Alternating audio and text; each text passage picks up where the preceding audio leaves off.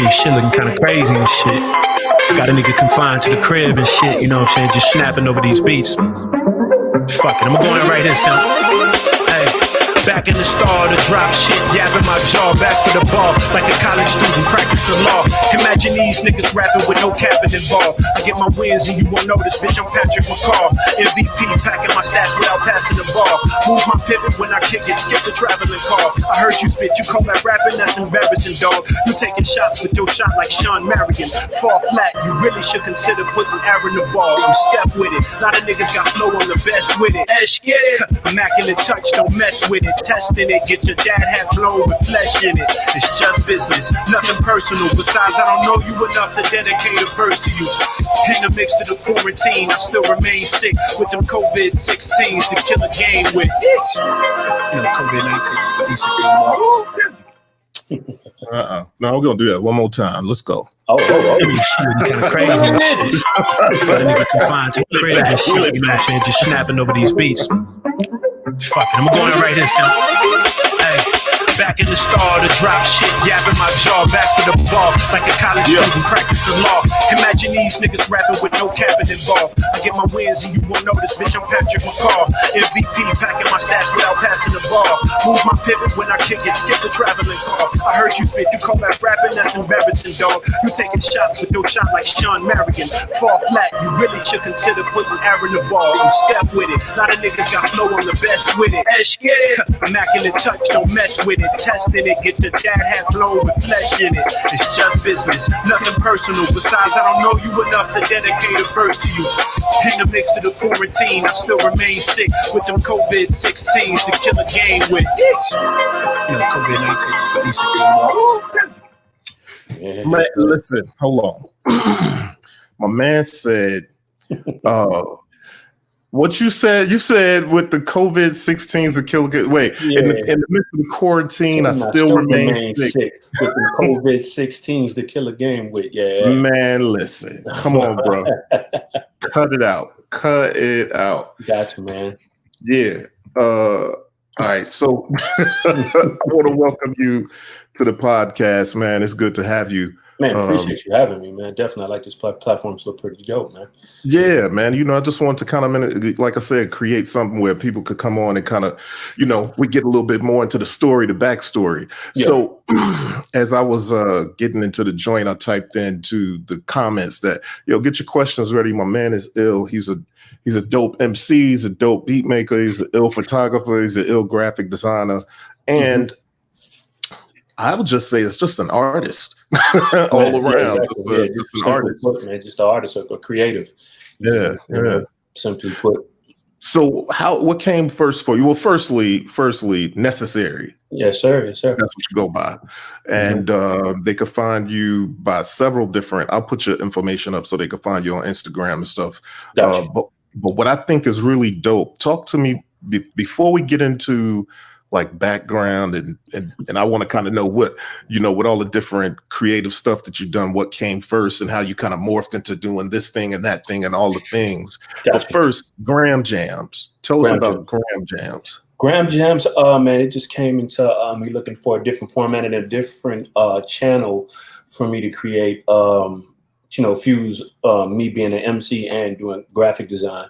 I just kind of wanted to cram those in together, you know what I'm saying? Because I was kind of getting burnt out on just the normal regular artist chase of, trying to chase, either trying to chase songwriting placements or just trying to get my song on, some of these different channels like the radio or on these blogs and stuff like that and just networking. So I kind of got jaded and tired of that whole race. So I just figured like, man, GramJams, I wanted to kind of, I love rhyming, bro. I love rhyming. So you can tell. I love rhyming. So I wanted to connect the graphics with the, art, with the graphics with the rhyme. So, it was just pretty much a natural progression thing I kind of fell into when, Instagram, me being a photographer as well.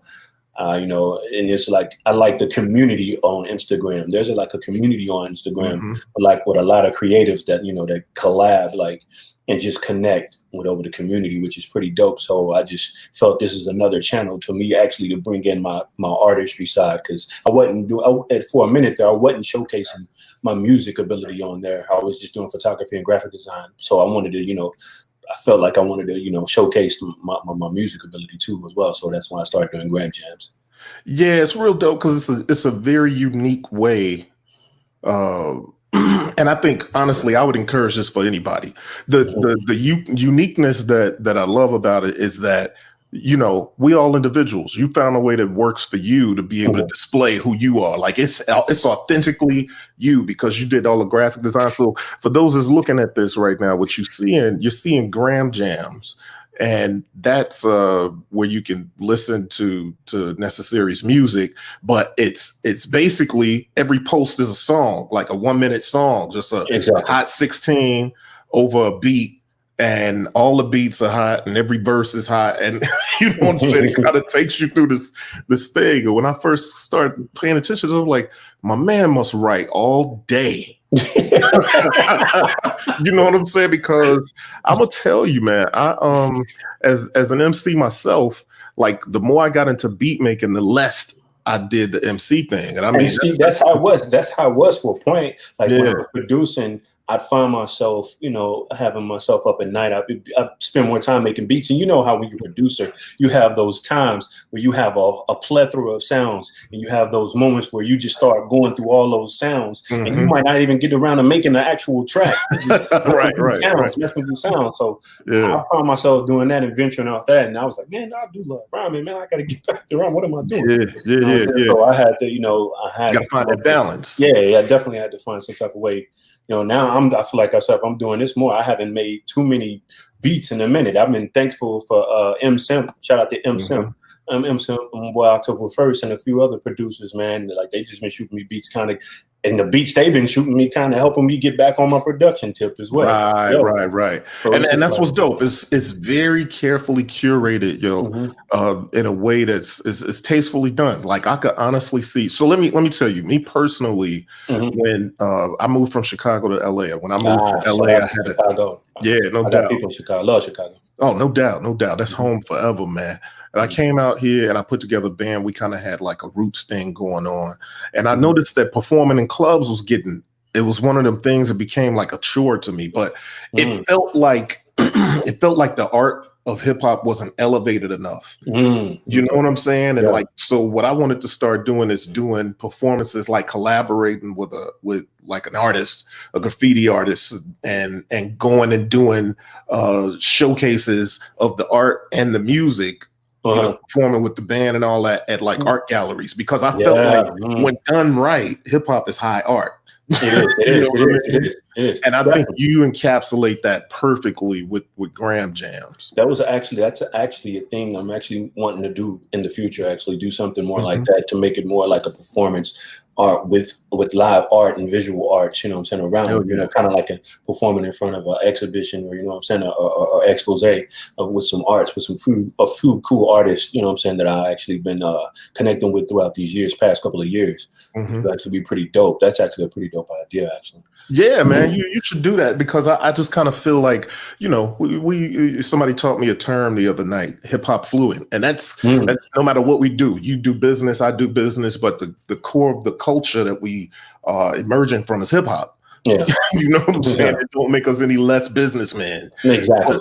And that thing is with hip hop and being able to frame it properly and display it properly, to me, is mad important, because I think, I look back now, there'd be a lot of revisionist history of stuff happening. You know what I'm saying? And as much as we could take the reins for ourselves, the better, man. And so, I want to shout out MSX, MSimp, and the rest of the crew, St. Joe and D Still. You know how me and D Still rock. And so every now and then I'll be putting up comments and stuff from the side. Dope. Commending you for that stuff and that joint. Just so if anybody want to know, that joint that I played opening up, emcee produced. Yeah, emcee Pursuit. We actually got a project we're working on. Well, it's actually a collection of all the GramJams that me and him done together. We're trying to release them joints on vinyl, actually. Bruh. Yeah. Okay, so when y'all do that, we got to have both of y'all on so we could talk that. Yeah. That's a good idea, though, because I mean, the format is dope. And visuals are dope, but yeah, people need to be rocking those. Need that that tangibility, man. We're trying to get more tangible things, man. That's the thing I want to do more. I want to have more of tangible stuff. With all this whole digital era, everything's going digital, and with just one press of a button, everything can be probably erased. You know what I'm saying? Yeah, without a doubt. Without that, we don't think about that enough too, because we put our whole lives up online and then don't think about it's online. It's all good. Yeah, don't. Yeah. I need that. I want to live with it. I want to see it and hug it. Yeah. You know what I'm saying? It solidifies things that way too. Exactly. Yeah, it's real dope. So let's back up a little bit. Tell me where you from and like how you got into whatever the first sort of form of art that you started doing, whichever one of these things it was. Oh, okay. Well, I'm originally from Dallas, Texas. Born and raised.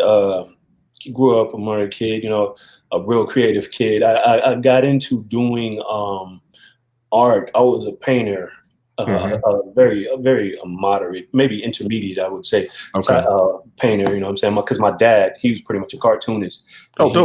He did comics for like the Dallas Morning newspaper. He would do like comics, comics, and then I think he wanted to do, because he was on the level to do stuff for like with Todd McFarlane for Image Comics, and he wanted to do some work over there at Marvel, because I grew up just watching, being amazed about him just freehand draw stuff and be like crazy dope. So I pretty much took under him, just watching him do stuff, and I kind of fell in love with just trying to paint and draw myself. You know what I'm saying? So that pretty much started me off as the creative being. It kind of molded me to the initiating stages of my creative being. Just watching him and starting to drawing and stuff, freehanding and just trying to be like him. And, just that pretty much started off. And then, I think I might have heard before I tell this story on an old EPK kit I did. Okay. For an artist my first MC Hammer and Vanilla Ice, because I was a big fan. I would have never guessed that. The hip hop heads are gonna always. I know a few hip hop heads are always looking at Pierce who's like, "Boy, what are you talking about? Really? Are you serious?" Right. That was like my initiations into hip hop was Vanilla Ice and MC Hammer. But that's wild, yo. Vanilla Ice, because I was a Ninja Turtles fan and he did the Ninjas rap on. Oh, he did the Ninja rap. He's like, I'm in. Yeah, I was like, yo, you would have asked me who was the illest MC back then when I seen Ninja Turtles. I was like, yo, Vanilla Ice. Vanilla Ice. How could he not be, right? Yeah, he did Ninja rap. I was all in. Yo, that's hilarious. So let me just tell you though, if somebody tell me that, but I didn't hear them rap first, I'm be like, I don't know. I would be with you. I would be like, really? Right. But you got bars though, so it's all good. Because after I heard Ninja rap, the thing is, I think I might have flipped the channel, and then Rap City the Basement was on, and then I fell in love with, Wu-Tang. Korean cashews, everything. Oh, there you go. And then that's wild. You're like such a contrast. Super, like crazy, right? It's crazy. You go from one opposite end of the spectrum all the way to the other, and all the way to the other one, to the grittiest part. It's like, yo, that's wild. But you know what though? That's hip hop though. Like I think when people nowadays be on some one-dimensional stuff, or they act like, only this is dope, not that. It's like, well, I brought Slick Rick and NWA on the same day. You know what I mean? It's kind of like, even though Slick Rick was kind of a gangster that we didn't really realize. I heard later that he used to run around with 2 gold-plated 22s. He got exiled for a minute. Then he got sent back to London. Yeah. They was trying to get rid of him because he kept pulling his gats out on people. Gangster, man. No doubt. So you got into like the cartooning and drawing and stuff. And then, so when you started admiring hip hop and stuff, did you immediately start writing, or was it kind of like it was instantaneous, man. It was instantaneous. Soon as I seen like Cream, cashews, everything around me, I seen stuff like that, and I seen MCs, and another big part, just seeing Triumphs, like Wu-Tang Triumph. Yeah, that was nuts. I was like seeing that collaboration, that posse cut. Them posse cuts always get me. Seeing a whole bunch of MCs just Go at it. throw darts, man. And that just, yeah.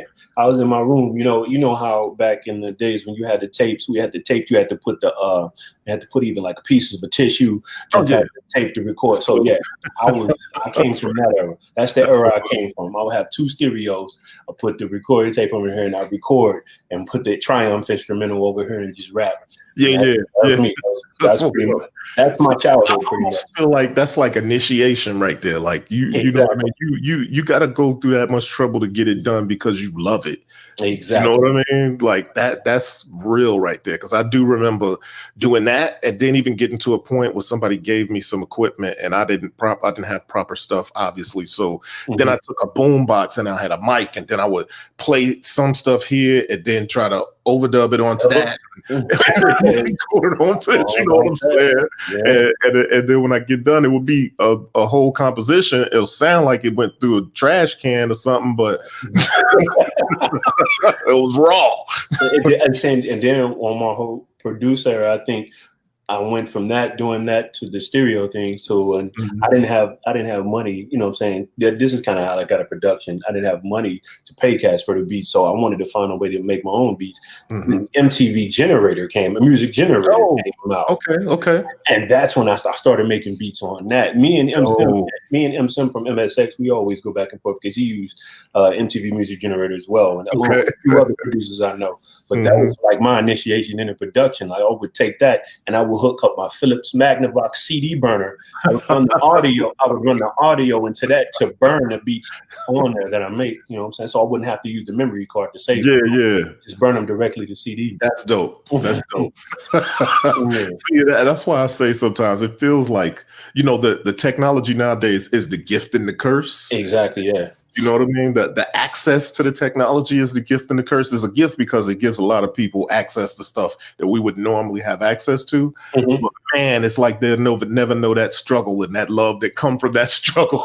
You know what I'm saying? Exactly. Yeah, there's a way, bro. That's real. That's it. The way there's a will, there's a way. And so what was like when you started, you were using that, how'd you kind of get into actually having something to actually produce on in a more conventional way. So more like more hardware. Like or maybe even because I know I was talking to Rashid Hadi the other day on here last week or something, and he was like Fruity Loops or something like that, or you know what I mean? Like that was his first time to be able to say like, yo, I could actually put together a cohesive joint like this. Well, the thing was, when I was using Music Generator, I was actually making a decent level of stuff where cats was actually coming to purchase beats from me. That's dope. That's real from there. So I think I started on her, and I started making beats on Music Generator, and I would sell a few beats here and there, but I would save up money.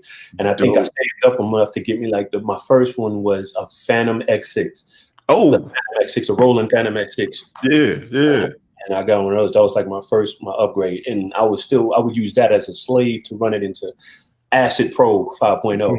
I was using 5.0 to like track out in Phantom. And then after that, I graduated to Phantom. Then I got like a Phantom, the S88, the 88Q one. Yeah, that's what's like up. A micro cord. People don't realize them Phantoms was mean, yo. It was mean. I miss it. Like you had all of that sound, those sound ROMs in there, and you could purchase ones and add more in there. People don't realize is that the sampler in there was pretty dope. Like I had a homeboy that think I used a sampler on that joint. Yeah, he had a homeboy with the Phantom. He had the Phantom something or another. I can't remember which one he had, but he had it was pads on there, and he said, yo, I'm gonna make myself. He was an MPC dude. He was like, yo, I'm gonna make myself make what I make on there just on here. Cause you know what I'm saying? And so I would be over there and be like, man, how you doing that on this Phantom? So like the Phantom was a monster in many ways. I miss my Phantom. I'm almost like, I was talking to a friend last week and we were just talking about it. And I was like, man, I think I want to purchase one again. And I'm still about the same price as when I bought one. Yeah, they hold their value, bro. They do hold their value.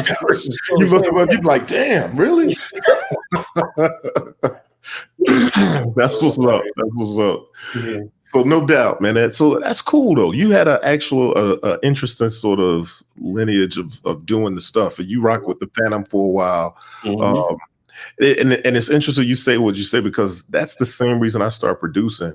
I was running around Chicago, and I had one or two dudes that I would rock with. They'd be producing for me, but it's like I could never find a certain sound that I wanted. You know what I mean? So eventually, I got my own equipment and started producing for myself. Exactly. Did you ever put anything out back then? Because I was looking at your SoundCloud or your Bandcamp.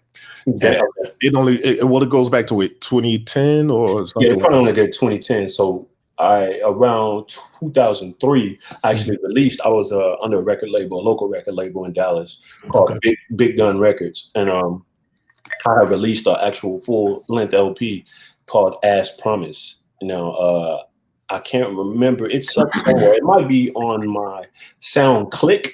Remember SoundClick? SoundClick, it might be on my SoundClick under the necessary full spelled out KNESECARY. It might still be on there. Anyway, I'm interested to hear it. I may have to go search that out after the show. That's dope. Yeah. It's now I go back and listen to it and cringe. I'll be like, of course. You look back, this is 15, 16, 17 years later. Yeah, you kind of like, oh man, if I knew what I knew now. Yeah, exactly. The quality that I had now. Yeah, I know how that goes. I definitely know how that goes.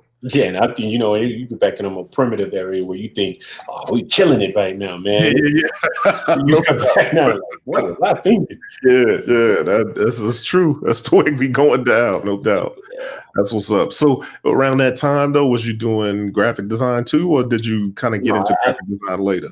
I think I was like interested in graphic design. Like I was doing like small stuff. I had like a little Sony CyberShot camera and that I would take pictures with. And then I had like a scanner at the studio I was going to. I would scan my pictures, or I'll go get them processed at like a Walgreens and then scan my pictures and like I had Photoshop. And I was I wasn't too strong in it, but I would take my scans into there and try to create somewhat of an album cover. But I think around 2007, 2008, that's when I picked up Photoshop again. I actually picked up Photoshop and really started, trying to get, decent at it, you know what I'm saying? Yeah, shout out my boy Mike Riddick. I just seen him out here. He said he have As Promise CD. Yeah, no doubt. That's dope. That's dope. But yeah, bro, I said like around 2007, 2008, 2009, I started trying to get a little more proficient in Photoshop. And that's when I started taking my digital art a little more serious. That's dope. So let me backtrack a little bit though. So what's dope is that early on you had a joint out on a label. Yeah. How'd you end up coming across that? Because during those times, a deal ain't easy to come by in no age, no era. No stretch of it. It was from that era where you actually had to go. You had to go to like events, and then like when they give you the mic and it'd be an open mic, you had to rock. So that's pretty much where it came from. I was at it came from, shout out to my dude J-Tech. It was a DJ named J-Tech. He had heard me freestyling on KNON. It was a radio station in Dallas. On KNON, he heard me freestyling on KNON. And he called up to the radio station and he was like, yo, who is that dude just got freestyling? And the dude, I can't remember the host name that there was on. I think it might have been, I think his name was Hollywood. Might rest in peace to him because Hollywood just passed. But he passed me the phone and I just hooked up with J-Tech. And from there, he just, invited me to the studio, and I went to the studio and we just started knocking out joints, man. And he was like, oh yeah. And the owner of the studio, cat name was Johnny, a little Latin cat, real cool cat named Johnny. He was starting a label and he was like, yo man, I'm starting a label. You might want to, come, holler at us when we want to work with you. We'll be the first artist. And I was like, all right, cool. I was just all for it. So that's dope. That's really how that happened. Yeah. So what was the feeling like as you were going through that process? Was it like, yo, sky's the limit, or was you not like, I'm not sure what's gonna work and what's not gonna work? Yeah, exactly. Only thing I just went in there thinking like, look, man, I just like making music, and the stuff I like making, we're gonna try to emulate that, or try to, be on par with that, what I'm saying? Yeah. Stuff I'm making. So I just go in there and pretty much do that. I mean, me sounding like how I was sounding, I always had that stigmatism or that plight with me sounding like how I was sounding. People from like Dallas be like, "Oh man, you don't even sound like you from Dallas. You don't sound like, you sound like you from East Coast." You know what I'm saying? So that maybe kind of hindered me a little bit because people wouldn't really support it because it didn't sound like it was from what they sound like. But you got to rock with how you rock, though. Yeah, exactly. I'm always going to be true to myself, no matter. Yeah. That's how I felt, though. That's what's up. I mean, I could kind of see that too. And coming up in Chicago and being, a part of a production company and, being signed to a production company in Chicago around the time and part of a certain crew and performing a lot. There was this kind of thing where, rep where you from. Obviously, we always was going to do that, but I think we always sounded more East Coast than, local. And that can hinder you because then there's almost, even though if people enjoying it, there's almost a disconnect. Exactly. You know what I mean? Yeah. Or especially around the time where people are trying to figure out the regional sound. Yeah. You know what I mean? And if if they think you fit into a different box, it could almost be, even if they enjoy it, off-putting. Exactly. Real talk. Ain't no more true words have been spoken, bro. Yeah. You hit it right on the head. You hit the nail right on the head, bro. That's exactly how it was for me. I would go into the radio station with my single, like, "Oh man, this is dope, man, but we just can't play it, man." Yeah. It's crazy. Man, whatever, man. It's like, all right, man. Right. That's wild. That's what thing about like this age, because now it's like that don't even matter no more. Yeah, man. Wherever it sounded like anything now, and as long as it got the people behind it, man, they're gonna play it. That's it. And that's again why I like what you're doing with GramJams, because it takes things like, you could be wherever you from or wherever you at, but when you start putting it on a platform that's visually inviting, and it's sounding good at the same time, all of a sudden the world is your stage. Exactly, precisely. That's what I like about this. That's what I like about this social media internet era, man. It's like you can just throw it up, man. Yeah, and everybody. It's accessible to everybody. That's it. That's what's up.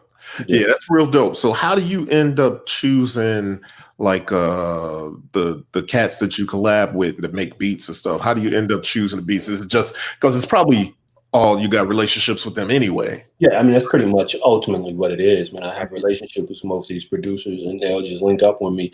They'll either hear the GramJams or see it and like, "Oh man, I like the idea and the concept." And like, "Man, let's work." You know what I'm saying? We just shoot some stuff, man, and do trades off, man, do graphics and for beats. You know what I'm saying? Yeah, that's like that. That's what's up. That's dope. And I gotta speak on your graphics just on their own. Like, and you know this because I've told you before. Like, I've asked you to do certain things for me, and man, lot of heat. Man, appreciate that. Like you're very visual. Obviously, you have to be if you're doing graphic design.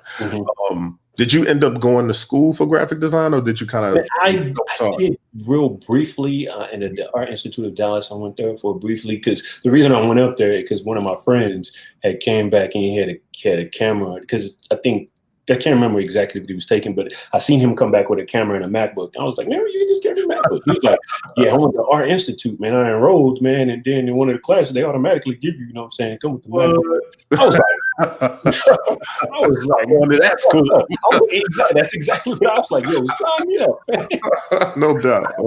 Hey, honestly, I just didn't. But I didn't have the patience to stay in there, man. So that I think I should have stayed in there. It kind of cheated myself, man. Because I mean, just I don't know if you cheated yourself. Look, I'm just saying off just the networking aspect. Okay, I get what you're saying. But I was only in there for like not even just half a semester, and just I kind of went out and do my own because I was starting to do more licensing with like the music and stuff, and that stuff was started picking up. So I was like, man, it was kind of yeah. No, I know how that goes. I definitely know how that goes. I remember being in Columbia College, Chicago. And the studio we recorded at, when they signed us to that production deal, this studio was like Common used to record there. And, Wood, the actor Wood Harris. Yeah, Wood Harris used to record there, and all this stuff is called USB 2. But here's the thing: me and my guy was in Columbia College, Chicago, and studying music business management or something. I don't know. We had audio engineering courses, and we had, all these different things. But listen, we was performing for lots of people. And we was recording professional studios. And it got to a point where I was like, all right, that's enough of this school. I'm already doing this stuff. Yeah, I'm already doing this, so why am I? Yeah. I definitely got to shout out my guy, Dow Jones. Shout out my boy Dow Jones, because he's actually he was actually monumental in helping me get into Photoshop. He kind of taught me the basics of Photoshop and to help me, to do more graphics, because he was doing most of the graphics. Shout out Grime Life Records. Got to definitely shout out, because he's a rapper too, an artist too, all around creative. I'm not just going to box him in. Like, he's another dope all around creative as well. Right. Dope. That's real dope. So that's dope. See, when it comes to hip hop, community is community. Like, you know what I'm saying? We share and teach and grow from all that without even realizing it sometimes. So that's dope that y'all still down, y'all still cool. And I know it's dope for them to see like what you're doing nowadays with it, because all this time has passed and stuff. Yeah. So how'd you come across, because I feel like you have a style, like we won't talk about the style. Like, as an MC, I feel like you have a style, and we'll get into that. But on the graphic design tip too, though, you have a style that comes across. How'd you kind of develop your style of graphics? Man, it's kind of like, just amalgamation of things, man. It's just me seeing a whole bunch of dope stuff that I like, and be like, oh, I think that's like, I take an element from that, and I'll see something else, maybe like a manipulation type art. I'm like, oh, that's dope. I like that. And I see collage stuff. Oh, that's just dope. Or I see some vectorized, or some other stuff, and I'm like, oh, that's dope. And I try to play around with it a whole lot of trial and error, just doing this, a whole lot of freestyling stuff, and that's pretty much just how I come with it. I mean, I try to do a multitude of things, but I'm inspired by a lot of art. So, yeah, well, you what's dope is you obviously know how to kind of take it in and translate it back out to something dope. And I don't see, I mean, obviously I'm not there when you're doing this stuff, but it don't seem like you struggle with it. You know what I'm saying? You got a lot of you got to find a lot of comfort into messing up and making mistakes. Yeah, and actually learning from those mistakes, and be like, and actually finding something out of those mistakes, and be like, oh, okay, all right, I didn't like how to do that, but maybe if I try like this, and just get real comfortable and just fun. You don't really have to. Some people be too caught up on like, oh man, I got to stick to these guidelines, like photography. And photography, it's these written or unwritten rules that people follow, or you got to have the rule of thirds or all this and do what you think. I try to go with what feels good to me, man. I think you got to do that with everything. Like you got to follow your gut. Like you'll be better off because of it. Exactly. But I think that's what you grow into your own. Yeah. And just by following your gut, instead of just being like, oh, well, no, I want to follow these rules. Like, no, man, dribble outside the line a little bit, man. Like, it's good. It's good. See how you feel about it, man. Like, and then it's also how people push the envelope and how you know what I mean? Like, I can easily see like what you're doing with how you rock Instagram and with your music and stuff. I honestly could easily see somebody seeing that and maybe kind of just starting to dabble in things, and they'll start to see that as a full, or a lot of times we look at art as this little thing, or like, I'm an MC, that's all I could be. That's who I am. You guys identify, or I'm a beat maker, and a lot of people will just let anything, any of the other potential fall away. You know what I mean? But I think it's dope that, like, if somebody can see this kind of stuff that you got going on, they could probably see it as like a bigger picture, just like it's all art. Why does we need to draw lines between it? Exactly. I mean, that's dope. So as far as being an MC, what do you think some of your biggest influences were? Man, okay, we're gonna do that. Man, I can go on it. I say, man, artists like rappers like Cool G Rap, man. Man, G Rap, 3K, MLZ, Black Thought, Jay, Redman, Method Man, like Twister. All the straight up lyricists. That's dope. You named Twister though. That's real dope. That's real dope. Yeah. I feel like being from Chicago, I feel like, back in the day, he went by Cavalier, and I feel like not enough people give him his props for inspiring folks. You know what I'm saying? And actually, to even go on there, like they had like the cat, Young Buck from Psycho Drummer.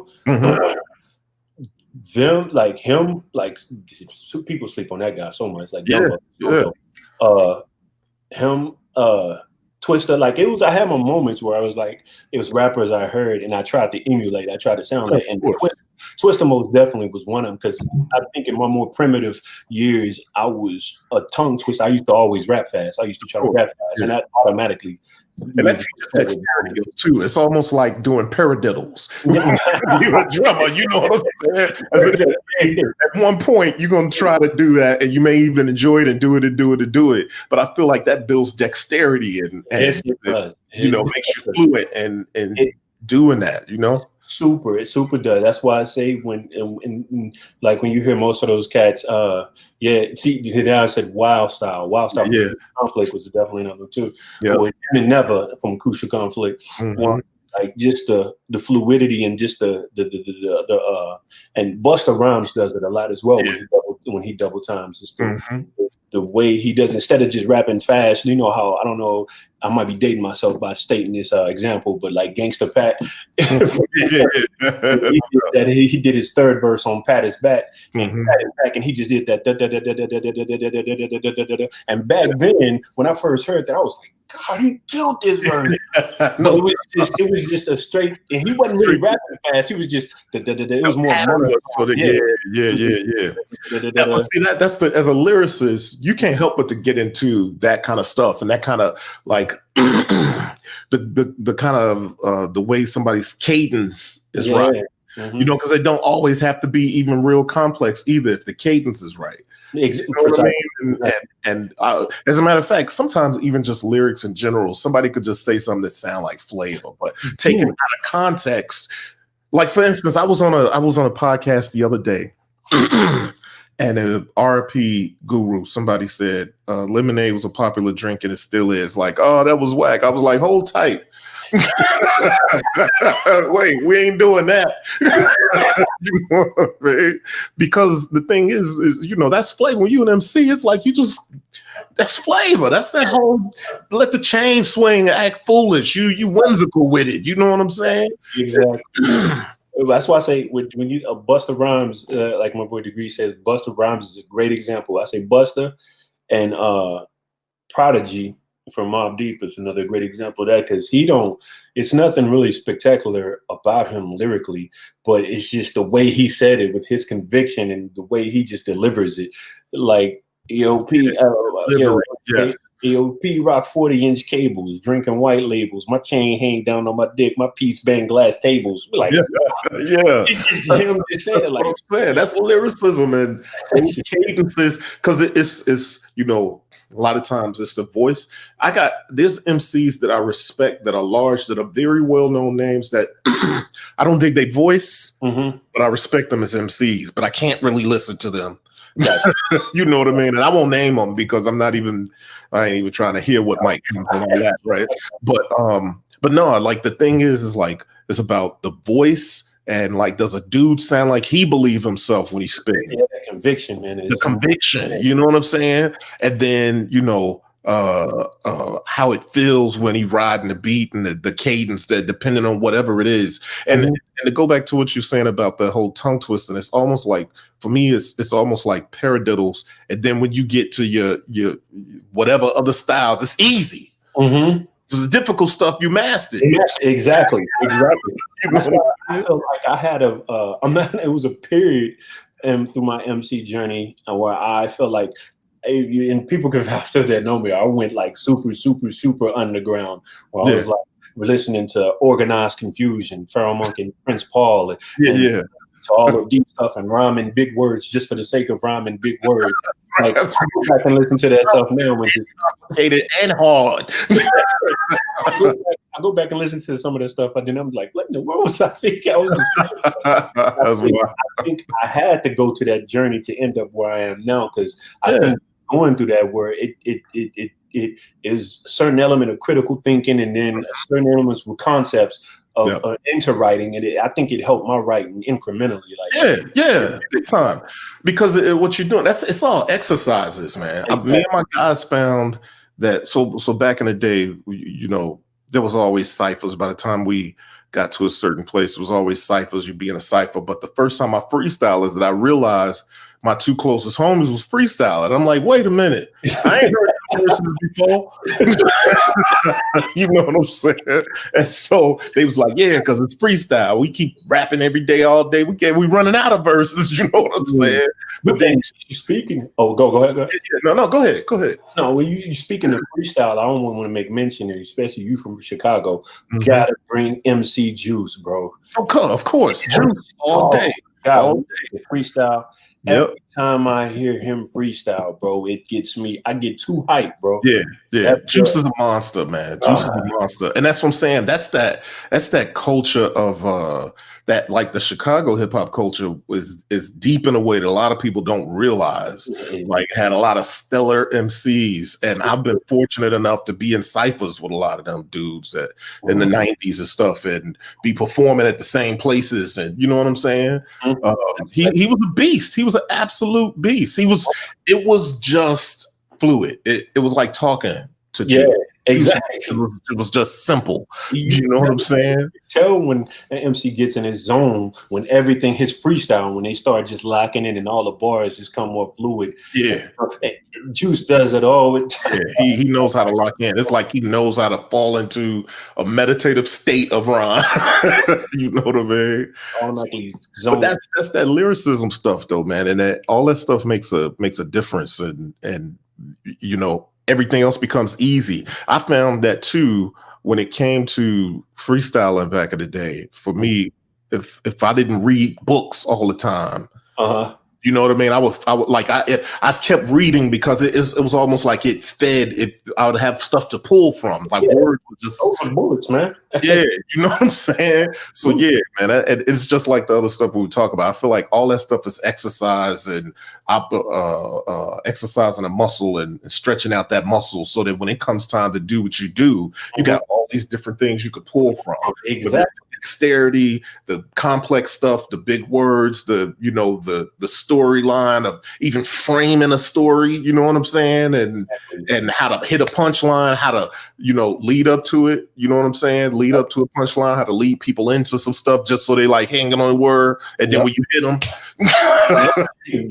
if they hit that's the, I think when I first got those ooh moments, that was addictive. That was addictive. So in the third, I was like, oh yeah, you gotta do that more. Now I get more of that. No doubt. Get more of that. Yeah, that's what's up, man. So you mentioned Pharaoh Monch and yeah, he's probably one of the illest to ever do it for real. And not a lot of people know about. That's what's crazy. Some of the greatest out there, not a lot of people know about them. So I can always tell the weight of an MC when he know them kind of cats. Yeah, dude. I had my moment over here the other day listening to his verse from Bring It On, but the remix version, the one Buck Wild did. Okay. When he could even be getting more graphic than Neo Geo 32-bit computer chip. Please stick with your lips and then I'll spit it out. EDB style, you rock up for the rear seeds for the rear appeal. He's a beast. He's a beast. That boy is a monster, man. He's a monster, man. He's straight up a monster. So those are some of your stuff, and some of your influences and stuff. What about beat making? When it came to beat making, what was some of your influences for that? Oh shoot, list is damn saying. You go from Just, from the Hitman, the whole Hitman producer that was under. Okay. Yeah. From Carlos 6 July, Brody, Nasheem Murray. Knots, Just Blaze, High Tech. Knots is the fool, man. Needles. Oh yeah. Knots is a monster, and he, especially because Extinction Level Event was probably one of the most influential albums to me. Yeah. Him coming off with that Everybody Rise intro, the doom doom doom doom. Me and my wife, chill. My wife is one of the biggest Busta Rhymes fans ever. Me and my wife still get in the whip and throw that on and be in there like, Yes, brother. I still have my mom. I got it. Real. I got that loaded on my iPod right now. So yeah, nothing sounded like that. Yeah. At that time, I remember when that came out, and then that came on. I was like, "Yo!" I had to pause it for a second because nothing sounded like that. It was the most aggravated assault. It was abrasive, mega abrasive. It was like it kind of gave me the first man. Like when I first heard Woo Ha, Woo Ha, I was like, yep. I mean, Woo Ha was Scratch though, right? Was Woo Ha was DJ Scratch? I think DJ Scratch might have did that. Yeah, I think he may have did it, but that's something about it. If you didn't, Busta is a stellar dude at choosing beats and beat makers that he had relationships with, and people don't mention that enough. His discography is crazy. I mean, he has one of my favorite discographies because his beat production is like crazy. I like who he was working with. I mean, like, look at you had Dilla, you had Knots, he had DJ Scratch, Knots, and a bunch of other people that I mean, like it was just like, yo, the dude had the craziest. Yeah, for real. Yeah. I started thinking of beats in my head that you know what I'm saying, like to turn me up some from It Ain't Safe. Turn me up some. That's probably and the way he wrote it though. So I'm gonna tell you this. I want to get more back into you, but it just reminds me of we went to a concert for the BT experience was happening a couple years ago, and the Roots was downtown LA. And they said they was gonna have some surprise guests, but they were doing a themed show where it was the Roots dedicating the night to Dilla. Right, so they was gonna play all Dilla music, and I didn't really know what that meant. I thought maybe they were gonna just play Dilla joints, and Black Thought would do the Roots songs over Dilla joints. Nah, bro, they had yo, they had everybody you could think of came out on stage. They brought out Eric Badu, they brought out Busta Rhymes, they brought out the Far Side, Slum Village, Bilal. It was just a non-stop on and on and on. And I think Busta did turn me up some. And he talked about like, yo, because of the way this beat rocked, he's like, y'all don't even understand the way Dilla produced. It made me spit a certain way. So y'all praise me for how I spit, but it was really because he made the beat and I knew I had to do it like the beat was telling me to do it.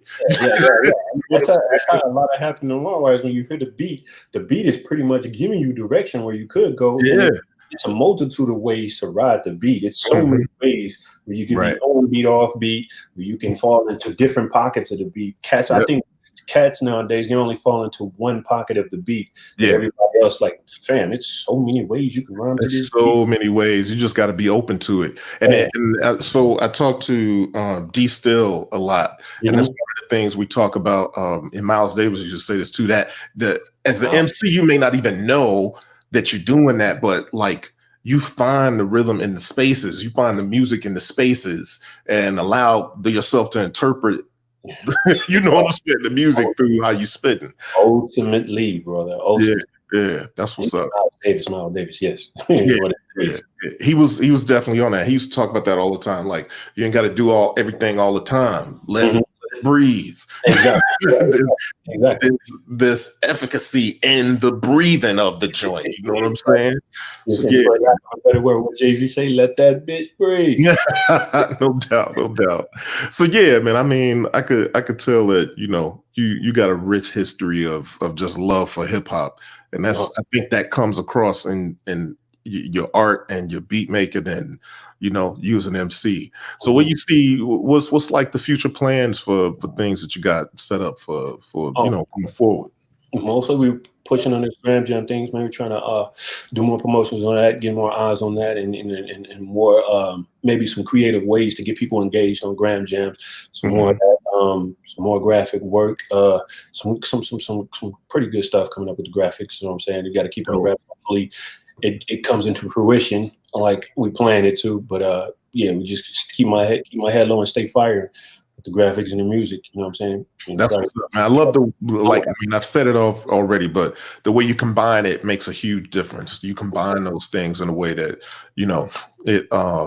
it makes everything it breathes life into everything. It's really dope the way you're doing that stuff, man. Man, mega appreciate that. Mega thank you. Bro. Yeah. So yeah, man, I can't wait to see more and hear more. And did you mention this before or after we got online when you were saying that of course, Sweet from our Dope. Yeah, I was just saying. Did you mention the joint you and emcee was working on air or off air? I can't remember if we talked about. Oh yeah, well, if I didn't, well, if we had the tell us about that again.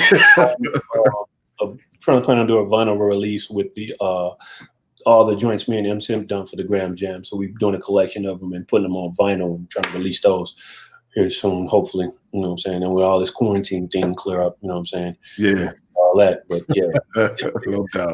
No doubt. Well, word, man. Well, yo, I appreciate you jumping on here, man. It's been a good conversation. And I appreciate me, man. I like this platform. This platform's real dope, man. Yeah, no doubt, man. You're always welcome back. You know what I'm saying? And especially when you got like when that next project come out, let's get on and just talk through it. We maybe we could set up something to kind of listen to a couple joints without giving too much away. But yeah, and where can the people find you at? Man, just on Instagram, Knscry for my photography and Knscrygfx for the graphic design, and then gram_jams for the GramJams. On my website, you get my website, knscry.com. That's the website, and it has everything on it. So, yeah. Hold on, what is it again? Let me.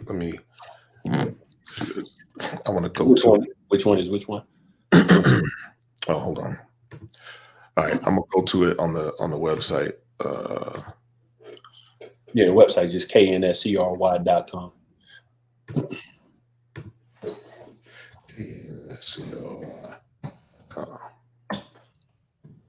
Yeah, it's mostly like the graphic photography stuff up there.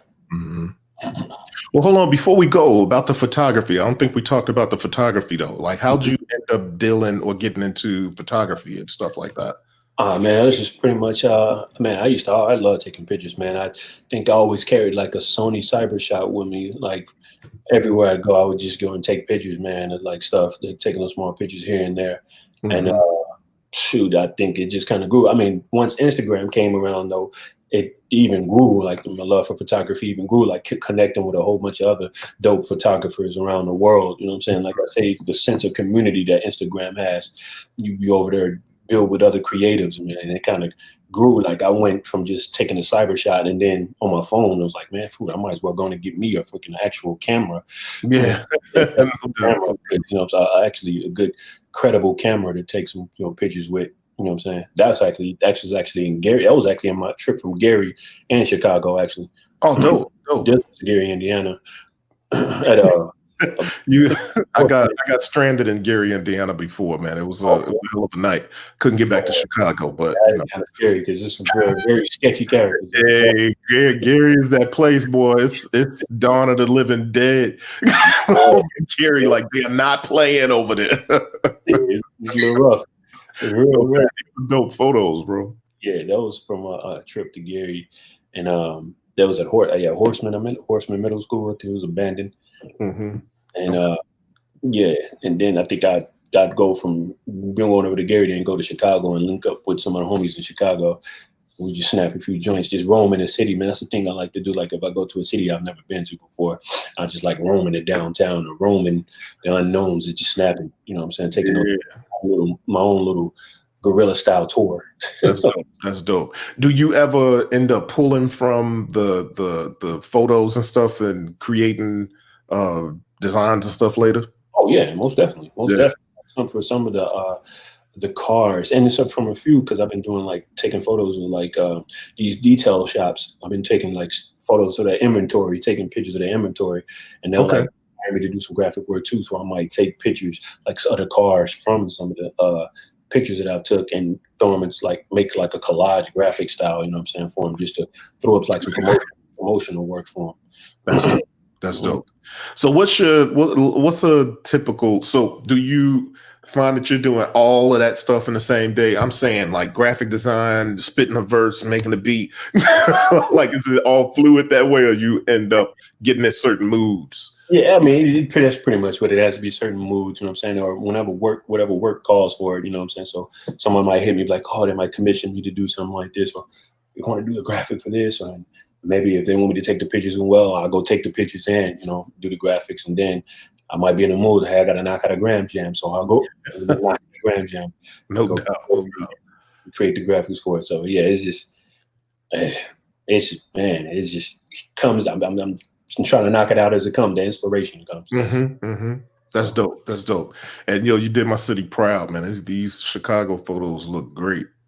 Yeah, man, I got to definitely shout out to the low ends and Hyde Park area. Oh yeah, you know it. Yeah. So you got family in Chicago? Yeah, I got folks in Chicago, man. Folks in Kimbark, and kind of the Wild Hundreds. Oh, yeah. When you say the Wild Hundreds, you know about Chicago. Yeah. There's certain parts in every city. They have names, but if you ain't from there, you may not be familiar unless you know somebody that's straight up from there that maybe in the family. But yeah, when you say the Wild Hundreds, Chicago. Yeah. I got folks out there, man. Word. So okay, cool, man. Well, like I said, I want to thank you for coming through. I like the like I said, the approach of seeing art as a whole and elevating hip hop to like fine art. And I think you do that well.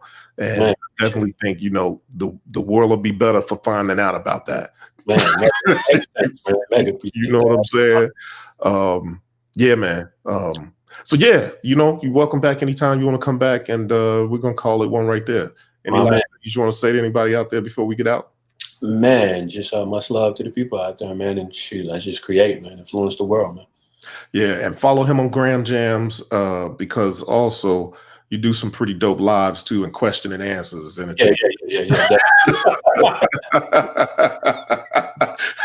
I watch your question and answer. I feel like do your trip. Look at because I think Instagram has some of those. And it's just like the algorithm. They have some of those bots that'll just ask you random questions, or they'll have people like, "Oh, follow my page," and like that had nothing to do with the question that I right. Exactly. That's what'd be funny about it, because you'd be like, "Come on, man." Next question on here. My man. Well, word. All right, everybody. Necessary GramJams. This is BboyTech artist interviews 1-on-1, and let's call it.